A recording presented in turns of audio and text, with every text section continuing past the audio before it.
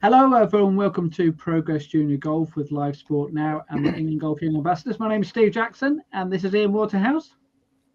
Hello, Steve. Steve, it feels like an eternity, doesn't it, since we last did one of these podcasts? I have to say I have missed it very much. So. It's been a month. It's about time we did one. Should we explain the reasons why then? Why we're not doing it for a month? Do you want to speak? Do you want me to explain? You go ahead. You go ahead. So the reason why is that both Ian and myself, we love each other that much that basically both of our football teams are involved in a relegation battle at the moment, and we just felt that we didn't want to gloat when our team gets out of it and the other one doesn't get out of it. So we just thought, and in particular, we had a game between the two of our teams during this last few weeks or so. So we just felt it was best to wait until we were both out of it. And as we know now, Ian, it's okay. Because we're both getting relegated, aren't we? Yeah. Well, at least we'll be able to play each other next season in the Championship. Yes. So for all those, so I'm a Leicester fan. Ian's a Leeds fan, and we are doing fantastically, aren't we, this season? So. Yeah, cannot wait to be. Well, at least we might win the league next season. Yes. We've got a chance. Yes. Yeah. Oh, good fun. Yes. So that's football. This is golf. Now, this podcast is all about junior golf. It's about the next generation of golfers. It's about getting more boys and girls playing the game of golf. This is show number 34. And we're going to be looking at the Elexis Brown Golf Foundation. Now, this is a charity that helps juniors from underprivileged backgrounds into the game of golf. And not only that, but keep them in the game as well. Keep them in the game of golf. So it's a very important charity. It's only been set up very recently. That's just a bit of a brief assessment, if you like, of what it's all about. So to find out more, we've got the Elexis Brown Golf Foundation founder and director, Ben Brown, on the show. It's a pre-recorded interview. So we're going to play clips out, and then me and Ian will have a chat about what's been said and how much good that they do for the game of golf. So it's a really important charity. They do some work with the Golf Foundation as well. So they're very much heavily involved with this as well. So, and they've got some big events coming up, and they've had some events which have been taking place recently as well. So we are going to be covering those during the podcast. So really good subject to talk about today. But first things first, let's do the latest golf news. We've got a lot of junior golf to talk about, Ian, because obviously a lot's happened in the last month. Yes, absolutely. So, right, where do we start? Let's start in Scotland. Scottish Boys Championship and the Scottish Girls Championship. The Boys Championship took place at London Golf Club. It's actually boys and girls Irish double. So the Irish won the Boys Championship. Sean Keeley held off Brian Newman from South Africa. Scores of 70, 70, 67 and 69. He won by one shot. He was actually two shots behind going into the final rounds, but he was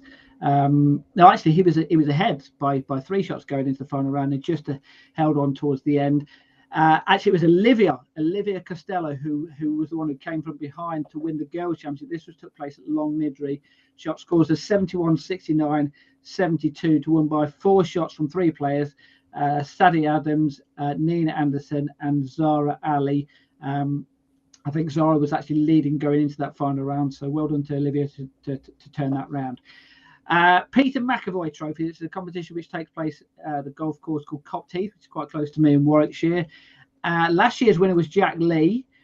This year's winner was Jack Lee. So well done to him. First person ever to retain the trophy. Jack. Absolutely, yeah. 42nd run in the event, and the first time it's ever been retained. And some very, very big players have won that over the years as well. He's a Kent golfer. His shot scores of 69, 71, and then a couple of 70s on the final day to win by two shots from Freddie Turnell and Harry Mallin. Golfer who we know very well, Yorkshire's Jake Sodin. Yeah. He won the Trubshaw Cup by 5 shots. That took place over in Wales. Ashburnham and Tenby, the 19-year-old. The actual final round was called off fog, so it was played over 3 rounds. He had a 2-shot lead going into the final day. He actually extended that with a third round of 69, and then, as we say, the fog came in for the final round, so he didn't actually have to play the final round. But which I'm sure one of those scenarios whereby you want to play the round, but when you lead, you go, actually, I don't mind if that happens. Absolutely, yes. Right. Well, how about this for a name for a competition? I love this as the name of a trophy, the Battle Trophy. Oh yes, I like that. Yes. This took place in Scotland at Crail Golf Club. It was won by Jack McDonald. Big winning margin as well. He won by 9 shots. The 21 was 2 shots ahead going into after the first round.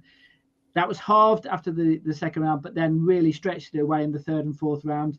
He shot a 69 and then a final round of 70 to finish well clear of Matthew Allen. So well done to Jack. Right. Wales again. The Welsh Men's Open Stroke Play Championship was won by Milan Reid from Long Ashton. He's 18 years old. And once again, another great round in the final round. Shot a 68 in the final round. He was actually 5 adrift going into that final day. Shot a 68 in the final round and then won the playoff against Robert Holden on the first extra hole. Well done. Absolutely, yeah.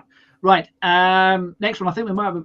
I can't remember now which photos we've got. I think we've got a photo of the winner. This one, the Lytham Trophy. Frank Kennedy Jr. won the competition. Scores of 70, 68, and 68, and then a final round of 72. And you might notice the person on the right-hand side of that photo. Go on, Ian. You tell me who that is. Fanny Sunderson. Fanny Sunderson, of course, who's caddy for him. So how about that? That's pretty good going, isn't it? Absolutely, yeah. So that took place at Royal Lytham Golf Club, over 72 holes. He won by 2 shots from James Ashfield and Louis Masiva from Spain. Other players who did quite well, Hugh Foley and Sam Easterbrook, were tied 4th in that competition. But a big event, obviously, the Lytham Trophy. So well done to Frank. Event, yeah. And that's a player who's got some talent as well. He's as you know, obviously you're well aware of the Faudo series. He earned some rights to play in some events. Yeah. Actually, I think if you remember, he played in 3 European Tour events or DP World Tour events last year in the Middle East. And I think he made the cut in all 3 of them. Remember, that's pretty impressive, isn't it? Yeah, so some talent there. Absolutely, yeah. We'll certainly want to watch out for there. Right, the Fairhaven competitions then, the boys and the girls trophy. Boys competition was won by Chris Kim from Walton Heath. Won by 6 shots, 70, 70, 62, and then 70, 70, 72, and then finished with a 68. Finished ahead of Jonathan Oxen from Sweden, Gavin Tiernan, and Benedict Bonich from Germany. So well done to him. The girls competition was won by Isla McDonald O'Brien. Isla McDonald, again, another Faudo series player. Absolutely, yep. So did really well. Shot 74, 74, 79. So she was actually a shot adrift going into the final round, but then finished with a round of 70 to win by 6 shots in the end. She was the only person actually under par. So well done.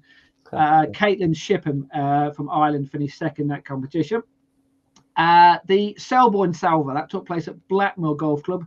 Zach Little won the competition, 75 and 65 in the final round to win that. Darren Walkley actually finished level with him, so went to a playoff. 3rd hole of the playoff, eventually Jack birdied the 3rd hole and won the playoff. 3rd place in that was George Ash, another player who's been mentioned on the podcast on many occasions as well. Oh yes, George, good old George. Yep. Right, RNA Girls Under 16s Championship. I said there was a lot of news to cover. I think we're only even halfway through it yet, by the way. Took place at Enville Golf Club. Germany's Antonia Steiner won. Lots of playoffs for these competitions. Another playoff, and this time, actually, this sounded like a fantastic playoff because both the players, so it was her and also Anika Kovacic, I think her name is from the Czech Republic. Okay. Both of them. On the par 5 in the greenside bunker in 2. So it's basically who can get up and down. The Czech girl, unfortunately, she missed from 25 foot, but Antonia holed from 12 foot for a birdie to win the competition. So well done to her. Nice track, by the way, Enville as well, I have to say. Absolutely no signal there, so you cannot broadcast from there at all. But really nice course. So gonna hold fire on doing the live broadcast from there then, is that what you're saying then? Well, we tried to do it with Clutch a couple of years ago. We had to just record and then put it together as a show after. Okay. All right. Well, if anyone's out there and recorded that and is going to broadcast it live, we apologise for doing a spoiler there and telling you who won the playoff. Well, can we just say, actually, by the way, if anybody does attend these tournaments, if you are going to a junior tournament, do send your photos and videos to Steve, and we can show them on this podcast. And we always do news sections, so do get in touch with us. Do send your photos if you're happy to, of course, and videos. Obviously, make sure you get the necessary permissions first. But we can, and we'll play them on the show if we've got permission from you. Yes, absolutely. And we are going to show you a photo now. And this is a player who's been mentioned on a few occasions, Lorna McClymont, because she's had a fantastic year. I mean, she had a great year last year. There's the trophy because she won the Welsh Open Stroke Play Championship at Prestatyn. She's 22 years old, but she's still a junior because she's placed in some student competitions as well. All right, then. So her scores then, 73, 68, 67. She won by 2 shots from Jennifer Saxton then. Right. Her last 32 holes then, what do you reckon under par she was then, Ian? I know you love doing these. So this is, we're talking here top quality standard here then. So I know some of the very young ones, we have some really holes. Silly scores kind of. The last 31 holes then, how many under par do you think she was?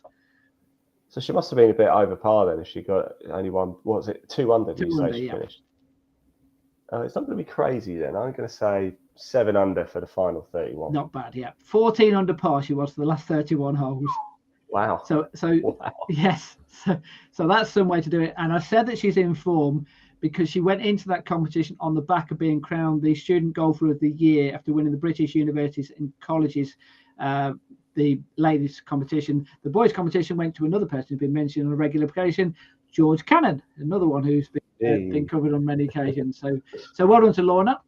Right, the Danny Willett Salver, this took place at Lindrick Golf Club, was won by Lincolnshire's Callum Bruce. 71, 70, 67 and 69. I think the third round was the real big one there because in his first 7 holes, he had 5 threes in his first 7 holes, and that pretty much will set him up for the rest of the tournament. So well done to him. Another player has been mentioned on many occasions on this podcast. These names do crop up on regular occasions. Well, we'll be seeing them on the TV, won't we? Absolutely, playing DP World and PGA. Jack McPhail, who did really well on the Fowler Series event. If you remember last year, I think in Wales he did very well. He's won the Hendricks Trophy at Hesketh Golf Club. Scores of 70 and 68. He won by 3 shots from Greg Holmes. Right, some players here who once again, top quality players representing England in the Seve Ballesteros Trophy. This is a match against Spain, and I tell you what, this sounded like a thrilling match because it came down to the singles. Spain were winning by some distance. England were the defending champions. The match actually finished in a 15-all draw, so therefore England retained the competition that took place at Worplesdon Golf Club. But it really came down to the last 3 matches, all involving England international girls players. And those 3 players, Elise Reimer, she got a half. Amelia Wan lost on the 18th hole, which meant it all came down to someone who's been mentioned already, Isla McDonald O'Brien, and she won the 18th hole to make sure that the match. What a year she's having then! Absolutely. Well, what a month she's had. Yes, shall we say? Yes, absolutely, yeah. And other players who were mentioned who were part of that team: Frank Kennedy, who was mentioned earlier, Aaron Edwards-Hill, who's going to make mention in a second, and Josh Berry, who's also going to get mentioned in a second, and Dylan Shaw-Radford is going to get mentioned in a second. And the reason why they're going to get mentioned in a second is because they represented England in the European Nations Championship, and England won it. So well done to England. They finished ahead of Italy. And the other player in the team, who was also part of that England team, which played in the Seve Ballesteros Trophy, he's not a junior, but he's a player who we rate very, very highly, and a lot of people rate very highly, and that's John Goff. And he was part of that team as well. I tell you something, John Goff is one of the most consistent players I've ever come across. John Goff's the type of player, he's a bit like, you remember Brooks Koepka? Yes. When he was, was good, always good, and then suddenly, when the big tournaments, he goes on and turns up for the big tournament. That's John. I mean, he turns up for the little ones as well. But yes. But he seems to always win the big ones, John Goff, doesn't he? Absolutely. He's a big time player. Yeah, and I think he finished second in the individual in that event as well. So obviously he was one of the main reasons why that England did so well in the competition. And of course those 3 juniors we mentioned there as well. Right, just 3 or 4 little stories then to finish with. The Terre Blanche Ladies Open, which took place on the LET Access Series. We've got a photo of the winner here. It was won by sorry, excuse me, French amateur Louis Irma Landgraf. And the reason why we're mentioning her is because she is 14 years 12? old. I wasn't far off. I was going to say, how young does she look? Yes, 14 years old. She won. Can I just say as well, right, the LET Access, it's not broadcast live. However, I have numerous times tried to get in touch with LET Access and offered to come and live stream it for them. And you know what? I've not even so much as had as a no thank you, Ian. I've just had zip. And I know from talking to a number of ladies European Tour players, they all say the same thing. What a waste. We need to get you guys at these events. So if you're watching, if by any chance somebody from the Access series is watching, come on, stop ignoring me. Yeah. Serious. You know, like we've had millions of people tune in to watch golf. And as we are mentioning here, there are stories there which people want to hear about, you know. So this is a 14-year-old who's a great story. Yeah, absolutely. Five birdies as well in that final round to win the competition. So well done to her as well. West of England Championship, that took place at Royal North Devon. Mark Stockdale, who's a friend of mine, he won the competition. Rounds of 70, 66, 74 and 67. Go on, quiz question for you then. So 4 rounds there. How many birdies and eagles did he have then? What was his final score? So 70, 66, 74 and 67. So 2 good rounds and 2 reasonable rounds, shall we say. Is this ours? Is this what we've got a picture of? No, that's the last story. Okay. That's the last.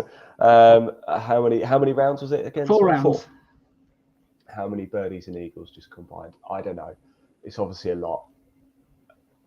12. 12, yeah. 23 birdies and an eagle in 72 holes. I'm always so conservative. So conservative. Right. Now, we've obviously talked about some of the big events there which have took place and everything like that. And we will talk about one more in a second or two. But I just want to mention as well, I was at a Northern Junior Golf Tour event last weekend at Crewe Golf Club. They had a full field, took some photos and everything. And they were great, and it was really great to see the kids out there. And just a mention as well for some of the other junior events and tours and opens and all that kind of things which are taking place, because there have been lots taking place, and there's been lots of juniors out there playing. So keep out there and keep on playing in these events, because. You know, and again, if we are missing anything, if you're watching this going, we didn't mention my tournament, or I've got this coming up, there's a lot to keep track of. Tell us, please do let us know. Comment below or get in touch with Steve at Progress Junior Golf. The website is, I believe it's running across the bottom as well. So please do get in touch with us. If we miss anything, we apologise. But if you've got a story, we want to hear it. So please get in touch with us, and it will make the show. Yeah. It will make the show. So do get in touch. Right. Final thing, then we're going to have to put the scorecard up then, Liam.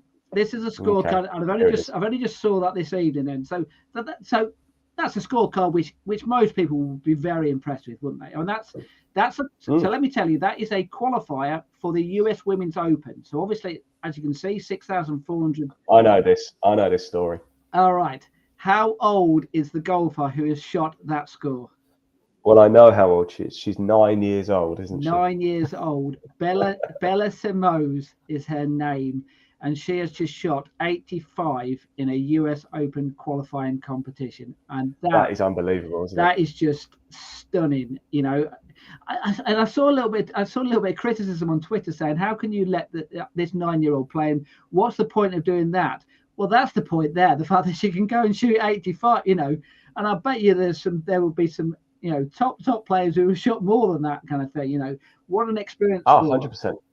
You know. I mean, look, that's laid out properly as well, isn't it? There's no sort of gimmies there. Yeah. That is, you know, playing up against, you know, the best of the best, you know, aiming to qualify. That is just remarkable. I mean, congratulations to that young lady. Stick in the game, because I'll tell you something.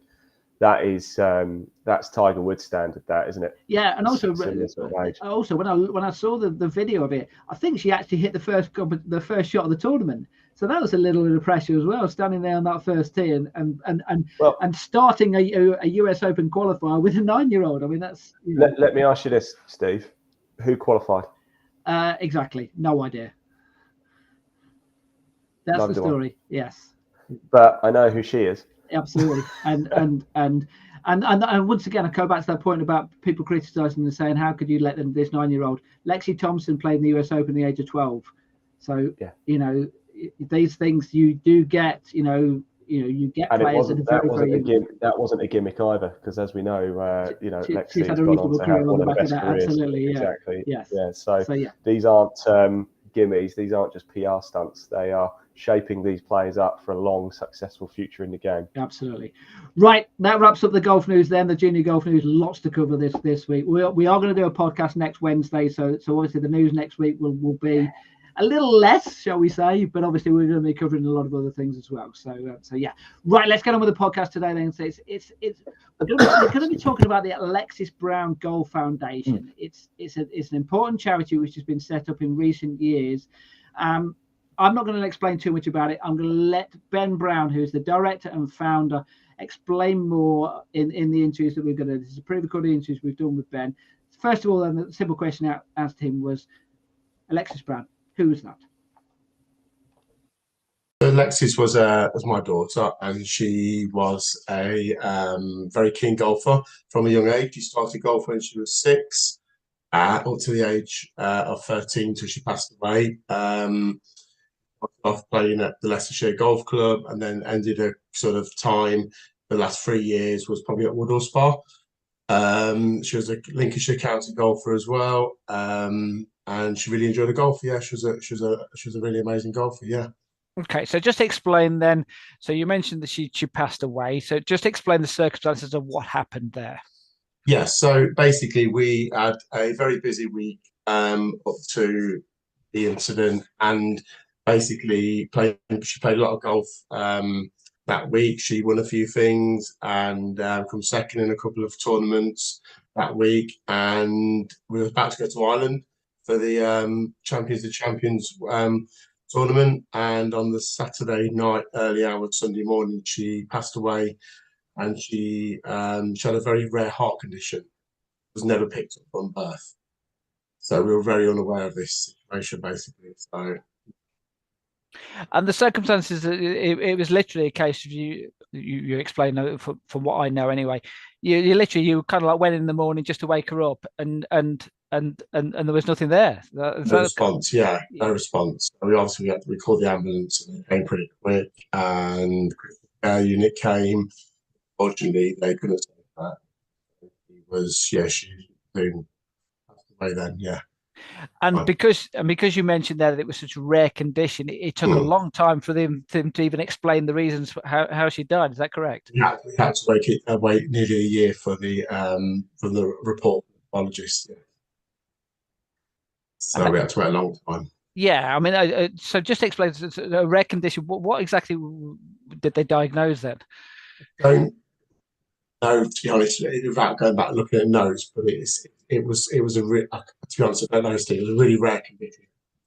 Really sort of, very rare heart condition. A year, and heart specialists from the University of Leicester apparently to find. So obviously she passed away. At what point did you think about setting up some kind of a golf foundation in her name?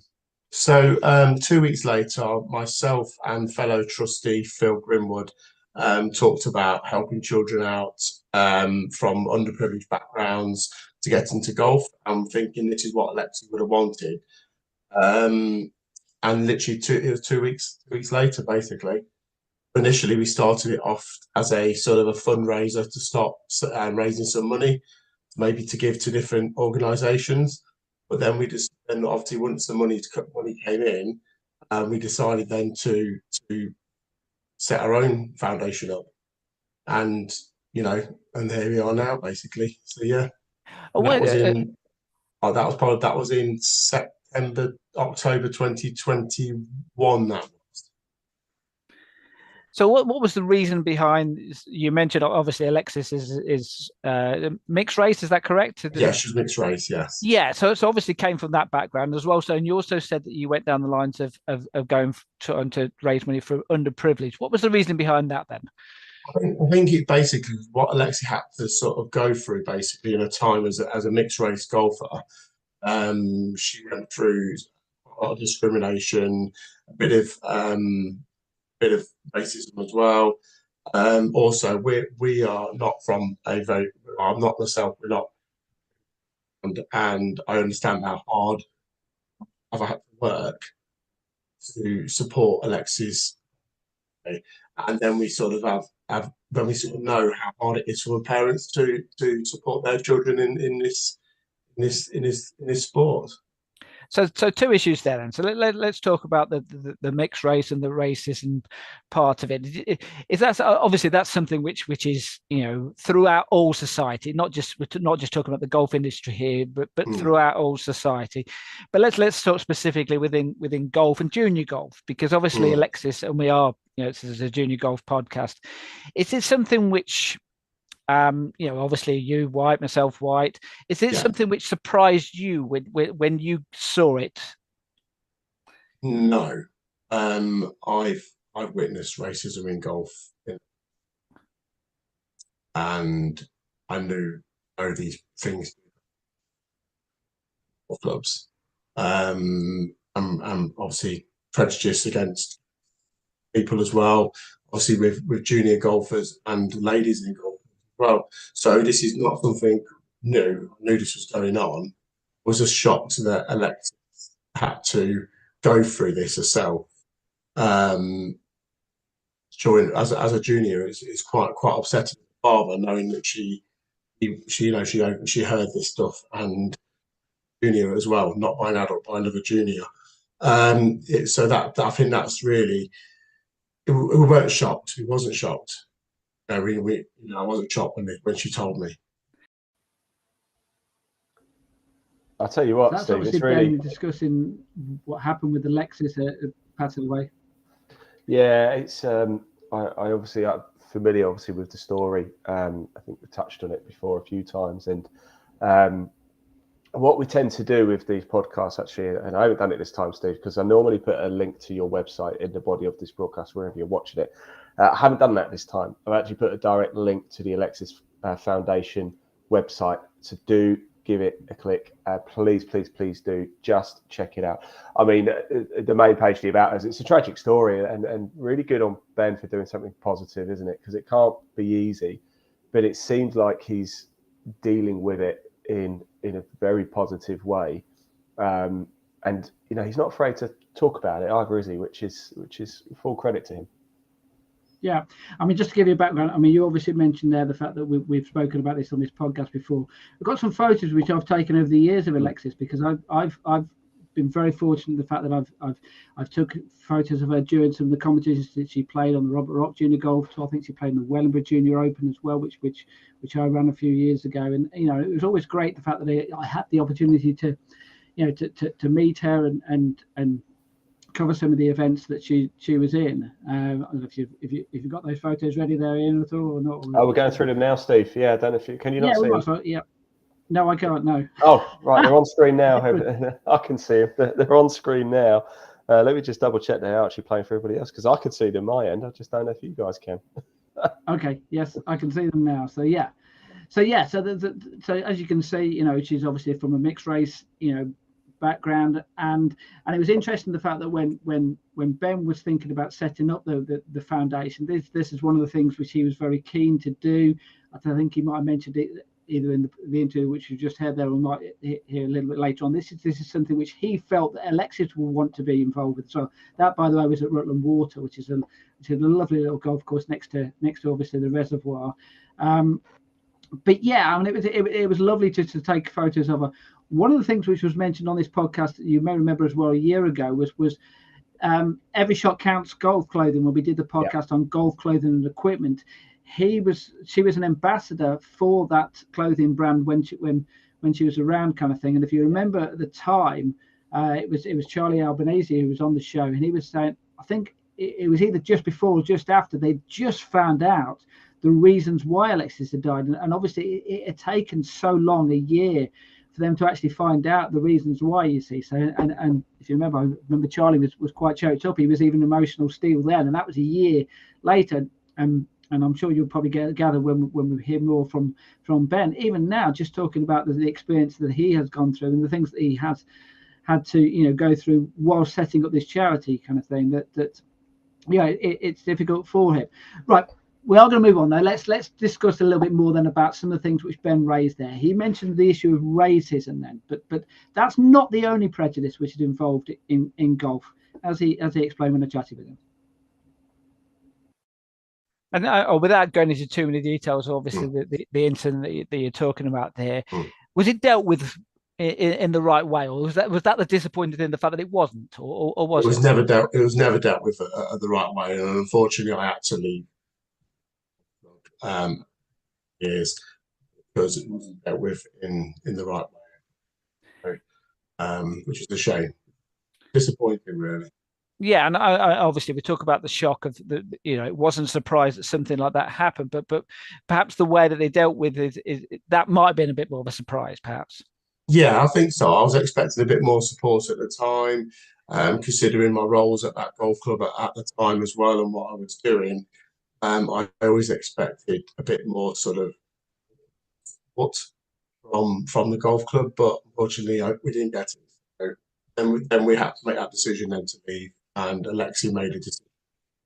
And so we never went back to that golf club. So obviously that's the racism side of it, and the underprivileged side of it as well. I mean, obviously, it's something which we have covered on the podcast in the past before. Golf can be an expensive sport, and when you're talking from people from an underprivileged background, the access, there is that issue in the sense of more expensive, more exclusive golf clubs can be more expensive, but also there are all lots of issues within that, aren't there, as well? And yes. How much? So just explain a little bit about how the things that you faced or Elexis faced when she was growing up in that instance. So for us as a family, we sacrificed quite a lot for Elexis, basically, for golf lessons, for golf fees, traveling around for tournaments, county as well, and staying over in hotels.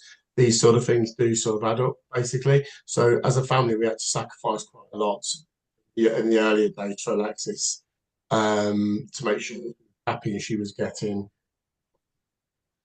what her dream was at the time, to play golf and to be a part of this fantastic.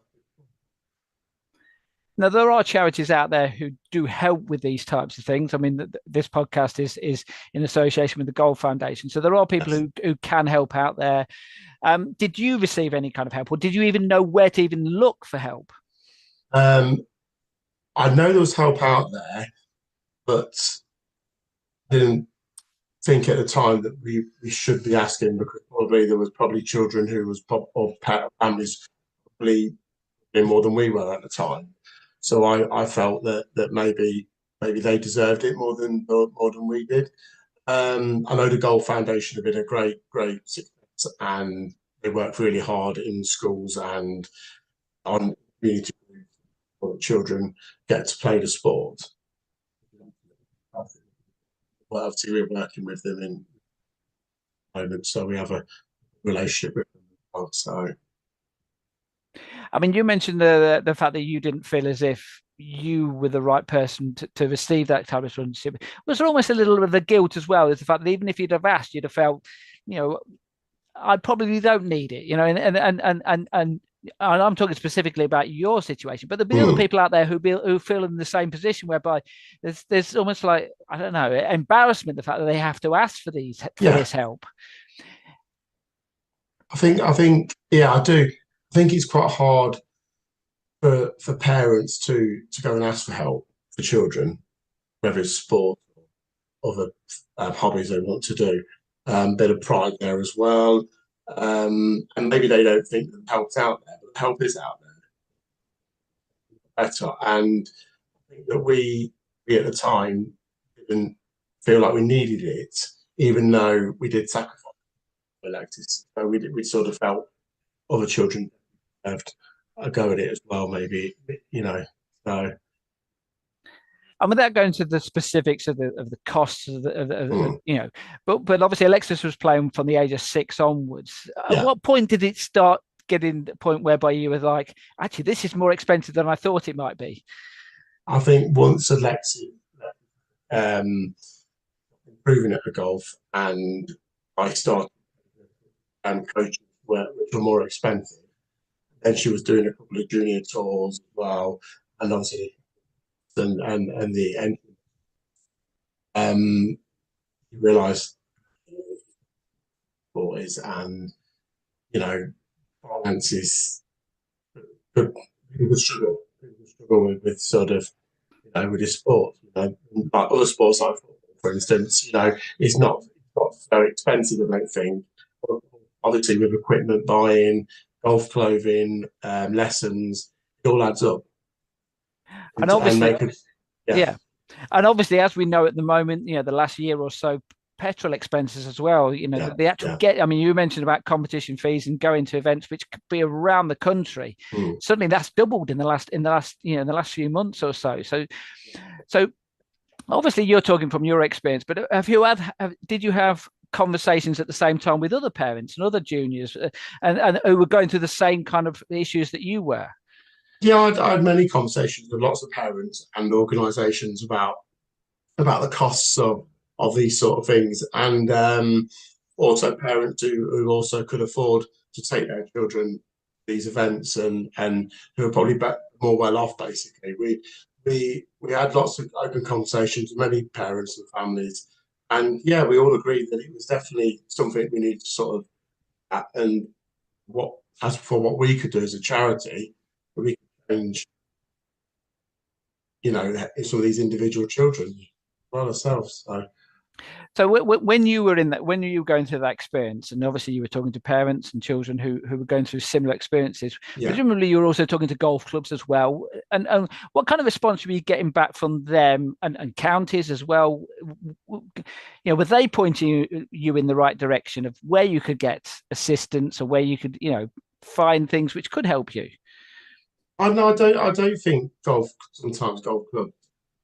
Oh, really? To be honest, I did approach golf clubs. I spoke to golf clubs and organisations, and sometimes there isn't. I think now there's more opportunities and more people can sort of point to things like England Golf Trust and England Golf and Golf Foundation. But I think a few years ago these things weren't around so much.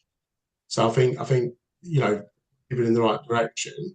Golf clubs. I don't think golf clubs knew so much then. You know what I mean? It was a bit different a few years ago, I think. Now.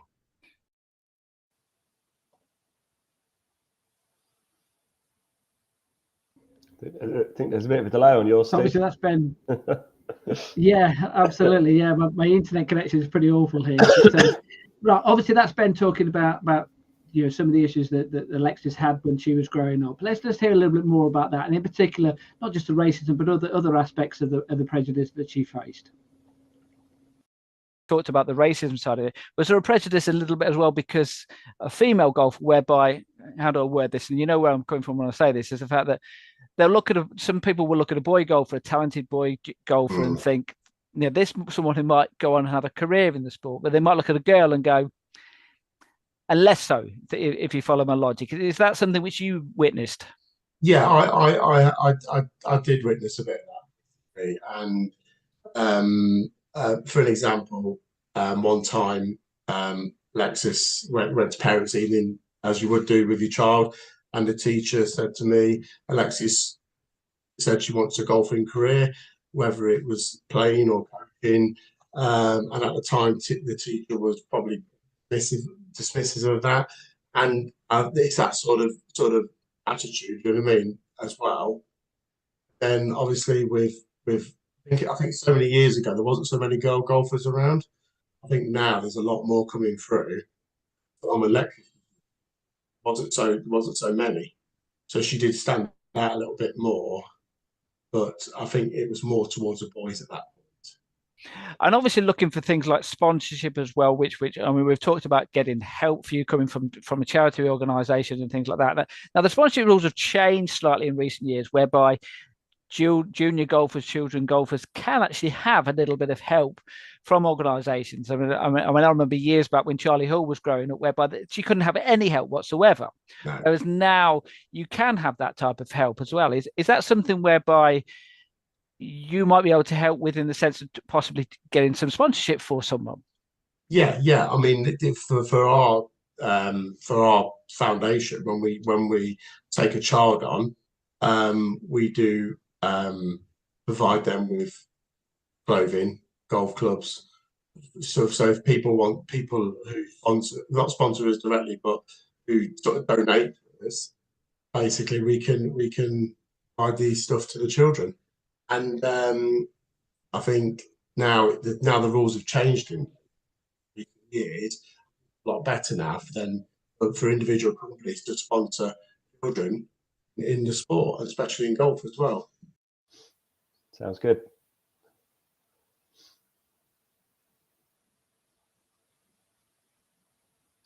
We're back, Steve. We are back. We're still waiting for. Yes. The wonders of Virgin Media who are doing the best for me this evening. So if Virgin Media would like to sponsor this podcast, we need to get him some faster internet. Yes. Right. Let's hear more about the Elexis Golf Foundation, because obviously this is something which Ben set up on the back of the death of his daughter. And let's find out what he had to say about how it was set up. Specifically then about the foundation, then just go through the process of so you said that within a couple of weeks of Alexis' death that you decided to set up the foundation. So for the people out there who don't know, and I certainly don't know, how do you set up a charity fund? How do you even start thinking about doing that? Right, so basically it was early days. We decided to set up as a foundation originally, before we was actually registered, which has only recently been given to us by the Charity Commission. Before that, we're going back to sort of over 2021. We decided then to put the feeders out and send an application out to around the country basically at the time, people who wanted to apply and their child to come onto the foundation. So it was early days. It was sort of going into the unknown for us. We didn't really have a clue going to work. We didn't know if it was going to work. Quite an experiment at the beginning for us, as we were talking about it one day, and 2 weeks sort of designing the logo. So excuse me. Yeah, so excuse my ignorance then. So just explain the difference between what's the difference between a foundation and a charity then, because that means nothing to me. So well, we decided to call it a foundation initially because I knew that we couldn't just call it a charity because it wasn't registered as a charity. And then so we just called it a foundation. But we sort of like the word foundation because I think it sounds better. We're actually helping many children and many things like schools as well. You see, so now we've got the charity status. We're going to be the foundation, but we just got it as a charity, really. Okay, fine. Right, so you'd set it up. You got the idea of what you wanted to do. You wanted to help kids. You wanted to help kids from underprivileged backgrounds.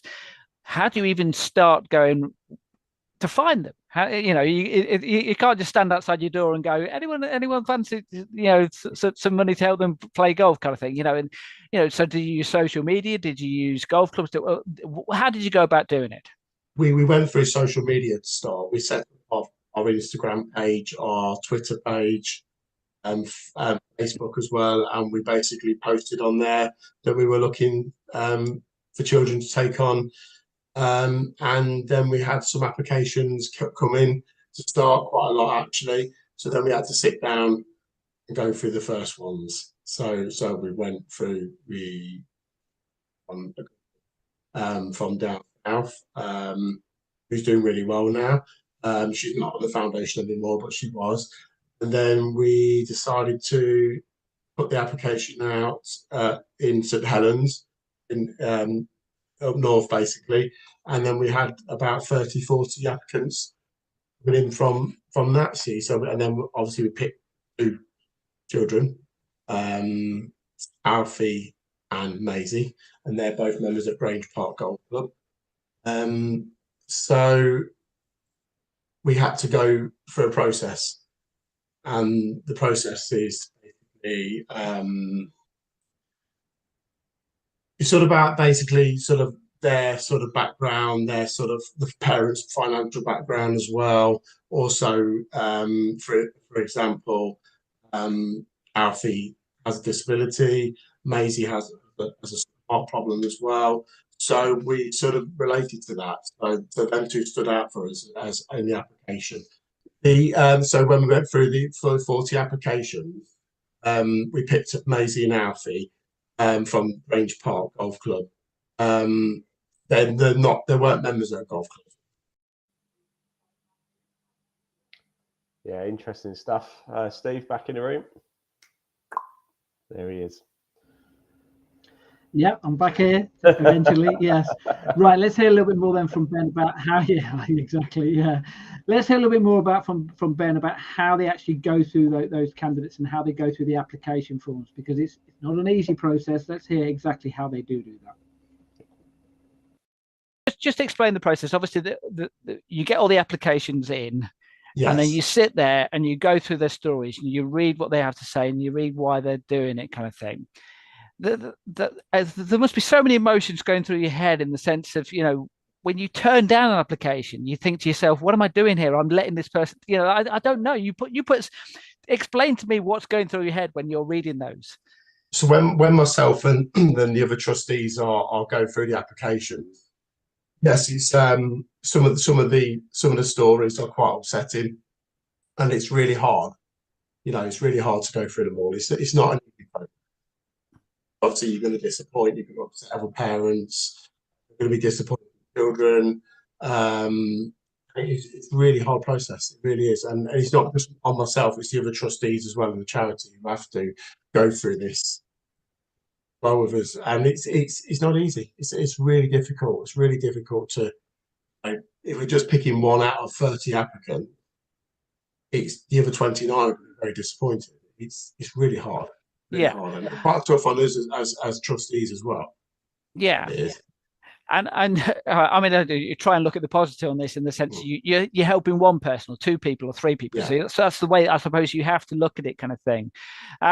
So just explain. So when you are looking at it, are there certain criteria which you're almost like, I don't know, you have it like a tick list or something like that, whereby you go, if that makes a 3 or 4, then they go into one pile, and if you don't, you know what I mean? Is that how you go through it? Yeah, the list basically is basically bits like the parents generally, what their income is, are they on benefits, household incomes, has a child got a disability or mental health issues as well. So we look at all the bits, and it's sometimes it's hard to go through each. It really is, and we have a tick, and that tick, we have to. Some of them, we look at them and they're just like, no, sorry, have that person, and it's a bit like that sometimes. It's hard. It's hard. Yeah, and when you have your shortlist, do you interview them afterwards just to make sure that they are the right person that you think they are? So let's say, for example, I don't know how many spots would you be looking for? Let's say you're looking for 3, 5. How many initially? So I'll give an example. So obviously recently we're working down in the South Wales area, and we had about 35 applicants. Basically we were looking for one person, and we found one person, and we went to meet them and their parents, and had a nice chat with them, just talked about their sort of background a little bit, and their financial background as well. And just to check that everything's pretty okay and things are all legit basically, and what they say is true, what they put on the application. And when so you went from 35 to 1. Was it 35 to 10, 35 to 5, 35 to 3? How did that? Is that how it works? Yeah, generally what you say basically like that. So we'll go through them basically, and we get down to say the final 5 or 10. Then we sort of have to list them ones and find that perfect one basically. But in this case, for instance, in Wales, we went to find one. We then managed to take 2 on. Okay, so we went for 2 in Wales. Right. We went to meet this person who come second, in the application, and we should take her on as well. So we met. So obviously, Ben talking about finding the candidates there. In that instance, he was talking about there he found 2 candidates. Then let's hear how the process moves on from there. What do they do when they've got the candidates? How do they work through that from that moment onwards? How do you help them out then? So is it money on a regular basis? Is it as and when they need equipment or help? How does it work from that moment onwards? So we obviously speak to the parents, and the parents will talk to us about financial costs and where they're struggling, basically, to help fund their child's golf. So we fund their golf fee at their local golf club. We will fund them a set of brand new golf clubs, get into golf, or help them upgrade on the golf clubs they've already got. You know, children grow out of golf clubs pretty then. So we upgrade on their golf clubs if they've already established golfers. We will provide them with junior clothing as well, so they're looking smart on the golf course all the time and around their club and in their environment. We will help them with their coaching as well. Help them pay for the coaching for them with their local pro or the pro at their golf club of their choice. But generally, that's what we will do basically as a charity. We'll look after them that way, and any extra help they might need financially, we will help if we can. You know. Okay, I just had a thought then. Obviously, you go through the process whereby you try and find the right candidate. Is it also a case of trying to find the right club as well and professional as well, which can help that child as well? Is that part of the process as well? Yeah, and obviously, if the child we take on it is not at a golf club as yet, we would go and find that golf club in that local area where they are, and talk to the local pro, talk to the manager of the golf club, the junior organizer, and then go down that route, start, and then obviously we will try and we will get that child, that junior, into that golf club if they're not established as a golfer yet. So, and then obviously if they're already established, then we will talk to their current coaches or the managers or the golf club. So obviously that's Ben talking about how he finds the candidates and then what they do, the next process after that. Now they have organised some events to help do the process and promote this, the foundation. One of them took place last month. Let's hear from Ben and he'll explain a little bit more about what happened with that event. Talk about the charity day which took place at Kirby Muxloe. Just explain that's the second one you've run. So just explain what that was all about. So it was the second the Elexis Brown Golf Charity Day at Kirby Muxloe. Last year we had it at Stonebridge Golf Club. This year we chose Kirby Muxloe because that's where I'm a member at. We done a team event. We had 25 teams enter this year, which was absolutely brilliant. Lots of support from last year with some old faces and some new faces this year as well. We had a few junior teams involved as well, which was great. We had the Shies entered the team, which was brilliant and it's really nice, and just had lots of fun on the day. We made lots of money as well for the foundation. Everybody was really supportive. So things that you did on the day then. So obviously you had the actual team competition. You had a Beat the Pro. Just explain who the pro is. Beat the Pro challenge was by Hannah Bowen, and she's a PGA professional from South Wales. Hannah is an amazing person. She's got a beautiful personality, and she just likes working with people with golf, juniors, adults, disability, mental health, everything. She puts so much work into the golf, and interest on the second year, which we felt really lucky that she wanted to do it. That's so much energy, and she gets everybody on the tee dressed up this year in Mexican outfits with music going off, and she would basically tee off, and then everybody would try and beat her, and so on, and go from there. Great fun, absolutely great fun. And she's brilliant. She's absolutely brilliant.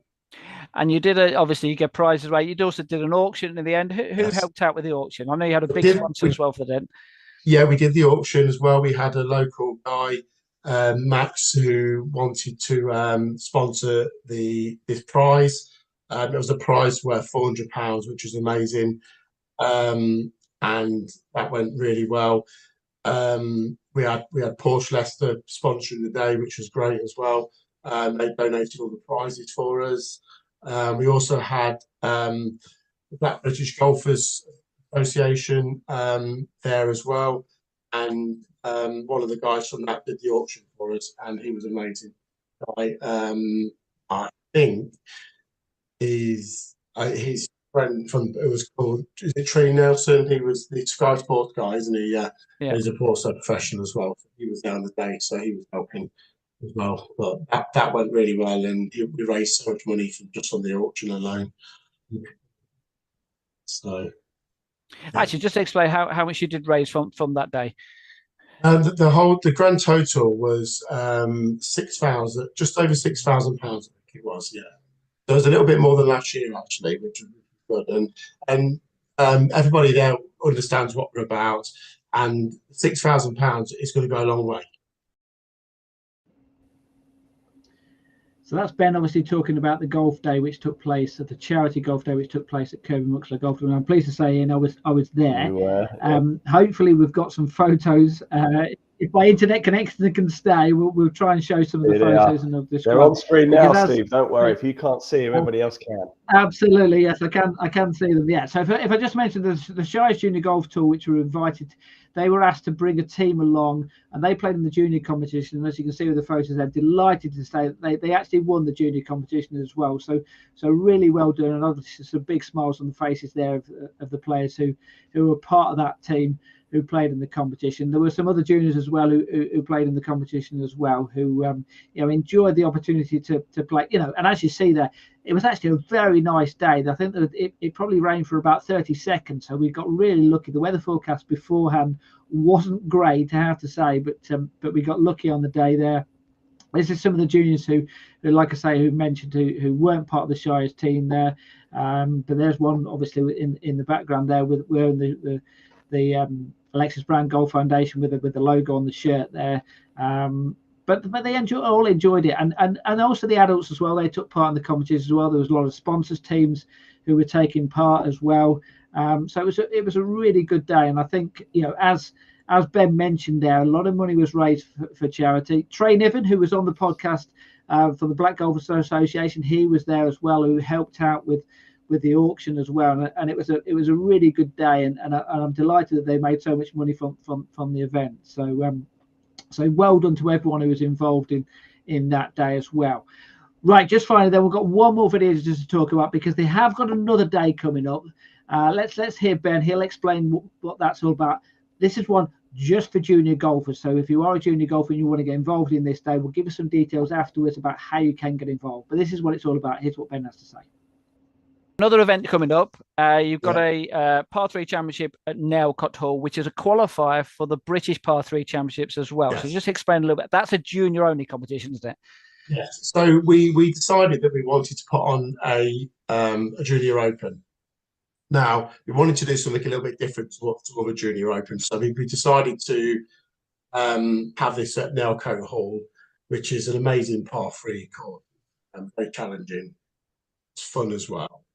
So that's on the 17th of June, and we're going to have a fantastic day. And really, I think we're probably one of the only junior opens which is going to be a non-profit junior open. So any money we make on the day is going to be going straight back into the charity and given back to the children. So I think this will be quite an exciting day. I think this will. So yeah. Lots of children are entered so far. I think there's over 50 entered, hoping to get 70 at least, and we'll go from there. I think it'll be a good day. Yeah. I mentioned as well, it's a qualifier for the British Par 3 Championships, and that has some of the best players, not just in the country, but in the world, legends of the game who play in that competition. So an opportunity to play alongside a very, very good player on a tricky golf course as well, as we know. We have four spots available. So 4 best juniors on the day. I've got a chance to play with the best people in the world, should we say? Which would be good. Right, just give us the website details. Anyone who wants to get involved, how they can get involved, how they can donate. Yeah, so basically, if you want to contact us on either Instagram, you can follow us through Instagram on the Elexis Brown Golf Foundation on Instagram, Facebook as the Elexis Brown Golf Foundation as well. And then obviously on the internet, it's www.alexisbrowngolffoundation.com. Contact directly if you want to junior into this competition, or if you want any information about the charity or want to speak to us, any of the trustees anytime, we're here to listen. Yeah, and obviously we're talking here with, you know, you'd like juniors to get in touch with you, you'd like clubs, you'd like counties, you'd like golf organizations, you'd like sponsors to get involved. I mean, basically you want anyone who thinks that you can help them to get in touch with you. I think that's really important. I think anybody who wants to be involved, we've had so many people recent weeks contact us, from British Black Golfers to the British Golf and Muslin Association as well. They want to work with us going forward. Another different golf foundation we're working with, Wales Golf, England Golf as well at the moment. So it's been great really working with these people and these organisations. So. And of course, media organisations as well, because it's important to get that message out there, the fact that this is what you're trying to do, and get that positive, you know, that look, this has all come out of a tragedy, but trying to get a positive message out there, that the fact that something good can come out of this. Definitely, where there's sort of tragedy in our life, we're definitely very positive. A lot of people say to me, I can't believe how well you're coping with this. This is a coping mechanism for us as family, also as a charity as well. So we just want to do the best we can to help out into getting to golf, or help children who are already into golf at the moment. So that's our plan going forward as well. So yeah. Well said, Ben. So that's obviously Ben Brown from the. Absolutely, yeah. So that's Ben from the Elexis Brown Golf Foundation, talking about what he's trying to do, what he's been doing in the past, and the reasons why. And the event that he's talking about, just to give you a little bit of background there, so that takes place, it's the Elexis Brown Foundation Day, it takes place at Nelcott Hall, which is a par 3 course in Coventry. The date for that is Saturday, June the 17th. Yeah. I'm delighted to say that the entries for that competition are through the Progress Junior Golf website. So if you go onto the front page of the Progress Junior Golf website, so that's progressjuniorgolf.com, and you just can click on there, £20 to enter. And like I say, it's a massive prize for the winners of that. 4 places up for grabs to play in the British Par 3 Championships. And if I tell you some of the names who, what a prize! Absolutely, tell you some of the players who've won that are the likes of Tommy Fleetwood. I think Paul Laurie's won it in the past. Yeah. We certainly played in it. Ian Woosnam has played in it in the past. So there's some fantastic names of players who not only play in it, but also some of the big names as well of, celebrities as well who take part in as well. So an opportunity really to win a wonderful day, and it is it's a great opportunity. And if you don't qualify, so be it. It's a really good par 3 course to play, and also, for that qualifier as well, there's going to be a really massive media organisation to come along and going to do some video footage of the day and make it a special day for them, aren't they, Ian? Hopefully. We possibly. I can't guarantee anything just as yet. There might be a clash of dates with something, but yes, if all goes well, we may well be there. You may be able to watch it live, but that is not official as of yet. Unfortunately, we just can't split ourselves in two and be in multiple locations at once. What I will say though is, if you've been inspired this evening, I certainly have, and do want to find out more about the Elexis Golf Foundation. Again, there's a link in the body of this broadcast. Just give it a click; it'll take you straight through to the website, and it's a treasure trove of information. It is a tragedy, as you said, Steve, to Ben, but a lot of positivity has come out of it, hasn't it? So good on the Brown family there, because it's a tough one. It's a tough one, but my word, are they doing something? They're really defying the odds, aren't they? Defying define the tragedy and creating something positive. So fair play. Absolutely, that's it. Yeah. So well done to everyone involved with that. Right, that wraps up the podcast then this evening. We've been covering the Elexis Brown Golf Foundation. As we mentioned, there is a podcast coming up next Wednesday as well. We're going to be covering joining a golf club. It's a junior joining a golf club. So we're going to have England Golf Young Ambassador Katie Amos is going to be coming on the show. She's going to be talking about from a junior's point of view about what you face when you first join a golf club. You know, that interview process of sitting in front of the club secretary, the club board, the club captain, or whatever it happens to be, and trying to convince them that you are good enough to join that golf club. You know, I hope you don't have to go through that experience, but some golf clubs you do have to go through that experience. So we're going to talk about that with her, and also we're going to talk it from a golf club's point of view as well, and what they are looking for from junior golfers.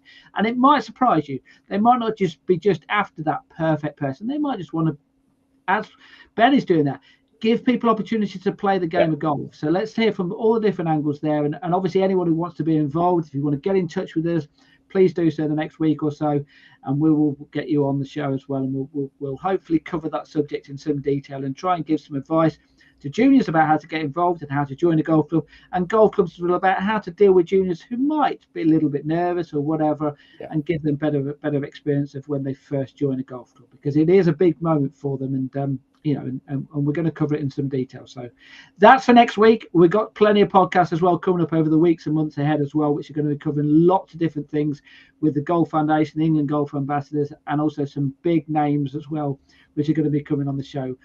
I'll reveal more when we know more, but there are going to be some big names coming on this show. So thanks very much for watching this evening. I hope you enjoyed it. I hope it's been inspirational for you. The the Elexis Brown Golf Foundation they're doing some great work, and we salute them. So well done to them. Well done for watching, and thanks very much, Ian. And we will catch up with you in a week. Thanks for watching, everybody. Night. See you soon. Bye-bye.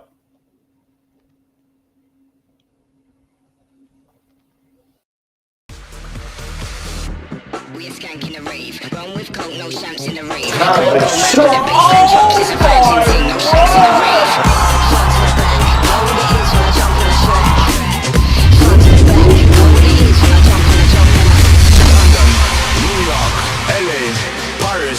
Kingston, Harlem, Brooklyn, Atlanta, London, New York, LA, Paris, Kingston, Harlem, Public, holy class. To win, sorry, to draw the game. And she scores!